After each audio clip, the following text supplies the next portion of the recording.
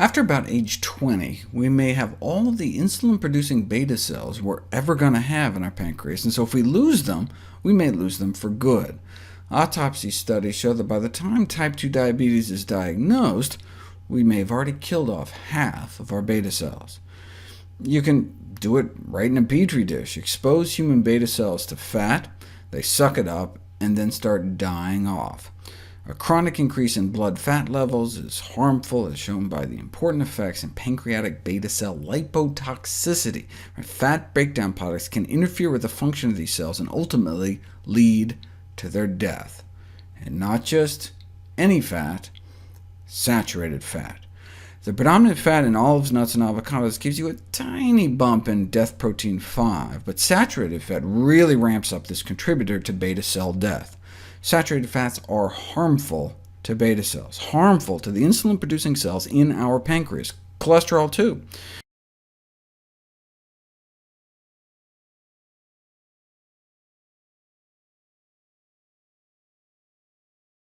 The uptake of bad cholesterol, LDL, can cause beta cell death as a result of free radical formation.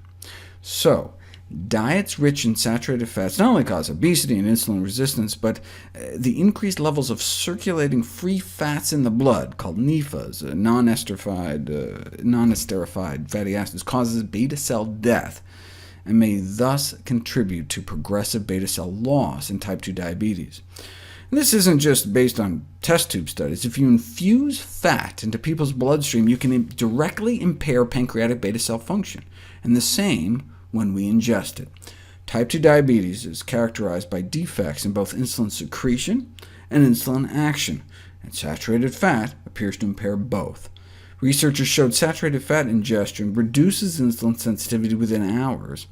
But these were non-diabetics, so their pancreas should have been able to boost insulin secretion to match, but insulin secretion failed to compensate for insulin resistance in subjects who ingested the saturated fat, and this implies the saturated fat impaired beta cell function as well, again just within hours after going into our mouth.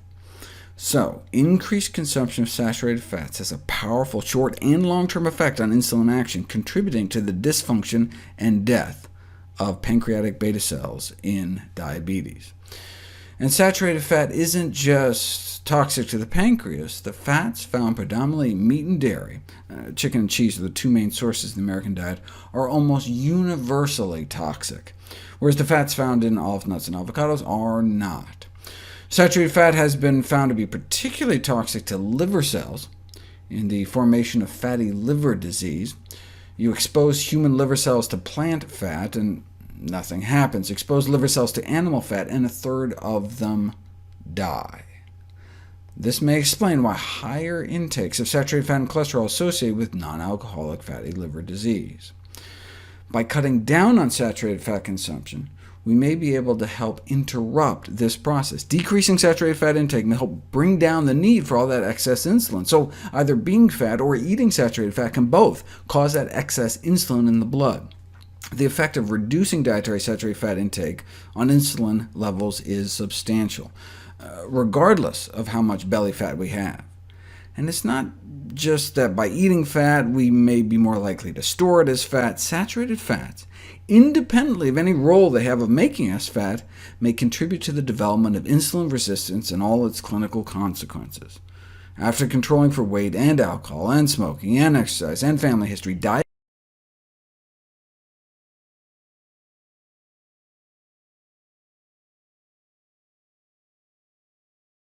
diabetes incidence was significantly associated with the proportion of saturated fat in our blood.